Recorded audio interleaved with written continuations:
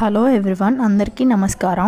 మీరు ఎప్పుడైనా ఇలా కీర దోసకాయ ముక్కల మీద సాల్ట్ కొంచెం నిమ్మరసం వేసుకొని తిన్నారా? లేకపోతే ఒక్కసారి ట్రై చేయండి, చాలా బాగుంటుంది. సమ్మర్లో ఇలా కీర దోసకాయ తింటే చాలా మంచిది, ఎందుకంటే వాటర్ కంటెంట్ ఎక్కువ ఉంటుంది, అలాగే ఫైబర్ కూడా. షుగర్ పేషెంట్స్ కానీ అలాగే వెయిట్ లాస్ అవ్వాలనుకునే వాళ్ళు టిఫిన్ అండ్ లంచ్ అండ్ డిన్నర్కి ముందు ఇలాగ కీర, క్యారెట్, బీట్రూట్ అన్ని ముక్కలు కలిపి సలాడ్ లాగా కానీ లేదంటే ఇలాగ ఒక్కొక్క వెజిటేబుల్ కానీ తీసుకొని ఆ తర్వాత ఫుడ్ తీసుకున్నారంటే బ్యాలెన్స్డ్ డైట్. అన్నం తక్కువ తింటారు కాబట్టి సో దట్ వెయిట్ లాస్ అవ్వడానికి కానీ తర్వాత షుగర్ కానీ కంట్రోల్ అవుద్ది ఆటోమేటిక్గా.